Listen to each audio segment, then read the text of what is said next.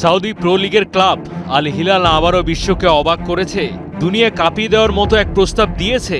নেইমারের সঙ্গে সম্পর্ক ছিন্ন করার পর তাদের লক্ষ্য ছিল রিয়াল মাদ্রিদের তরুণ ব্রাজিলিয়ান তারকা রদ্রিগো গোয়েস।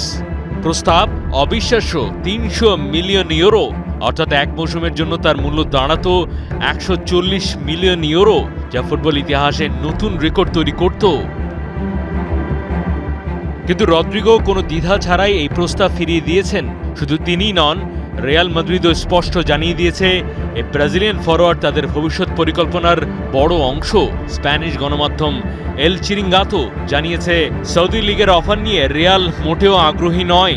কোচ কার্লো আনচেলত্তি বলেছেন, আমি চাই যারা এখানে থাকবে তারা যেন খুশি মনে থাকে, তবে আমি এটাও জানি রিয়ালে খেলার স্বপ্ন বহু ফুটবলারের রয়েছে। রদ্রিগোর এই সিদ্ধান্ত নতুন আলোচনার জন্ম দিয়েছে। নেইমার যখন সৌদি আরব ছেড়ে সান্তোসে ফিরেছেন, তখন অনেকেই ভাবছেন সৌদি প্রজেক্ট কি আসলেই সফল হচ্ছে। ক্রিস্টিয়ানো রোনালদো, করিম বেনজেমারা গেলেও তরুণ প্রতিভারা ইউরোপেই থাকার সিদ্ধান্ত নিচ্ছেন। এর আগে রদ্রিগোর সতীর্থ ভিনিসিয়াস জুনিয়রও $1 বিলিয়ন বিশাল এক প্রস্তাব ফিরিয়ে দিয়েছিলেন। সৌদি ক্লাব আল আহলি তাকে 5 বছরের রোনালদোর সমান বেতন দিতে চেয়েছিল, কিন্তু তিনিও ইউরোপ ছাড়েননি।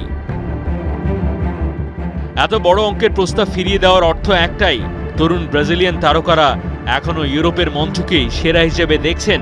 তাহলে কি সৌদি লিগের বিপুল বিনিয়োগ সত্যি ইউরোপের আধিপত্য নষ্ট করতে পারবে, নাকি ইউরোপই থাকবে ফুটবলের চূড়ান্ত মঞ্চ? মাহদি হাসান, ৭১।